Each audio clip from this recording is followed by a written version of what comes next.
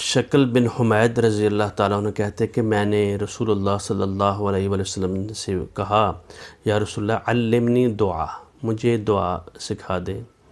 تو محمد الرسول اللہ صلی اللہ علیہ وآلہ وسلم نے کہا، آپ پھر کہیں اللہم انی اعوذ بک من شر سمعی ومن شر بصری ومن شر لسانی ومن شر قلبی ومن شر منی۔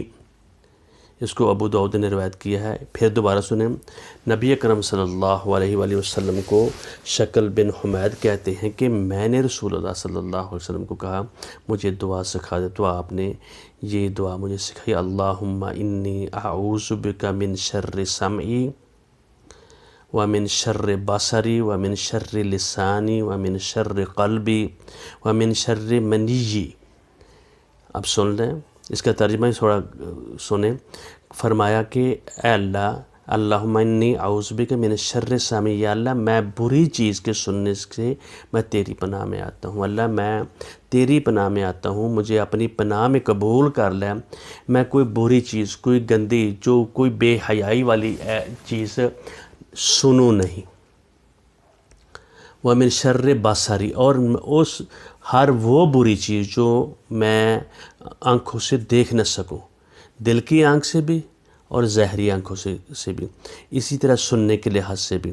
وَمِن شر لسانی، زبان سے جو بھی بات کہیں پوری اور مکمل اور درست بات ہے، یا اللہ مجھے اس کی شرارت سے، زبان کی لغویات سے مجھے بچا، شریرت سے مجھے بچا۔ وَمِن شر قلبی، اور میرے دل کو پاکیزہ کر دے۔ وَمِن شر منی، اور میری اپنی جو نیت ہے، میرے اپنے دل میں جو چیز ہے وہ اس کی بھی برائی سے مجھے بچا۔ یہ محمد الرسول اللہ صلی اللہ علیہ وسلم نے شکل بن حمید کو سکھائی، اور انہوں نے گزارش کی اللہ کے رسول سے، یا اللہ مجھے یہ دعا سکھائیں، اور ہمیں یہ دعا بھی کر لینی چاہیے اور یاد رکھنی چاہیے۔ بارک اللہ لی و لکم ولسائر المسلمین۔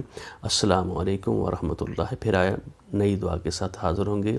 یہ وبائیں جو مشکلات آتی ہیں ان کے لیے ہم دعاؤں کا یہ سلسلہ بھی جاری کیا ہو، اور تمام کی تمام جو دعائیں ہوتی ہیں وہ سنن کے مطابق حدیث اور محمد رسول اللہ صلی اللہ علیہ وسلم کے قول کے حدیث سے ماخوذ ہوتی ہیں۔ السلام علیکم۔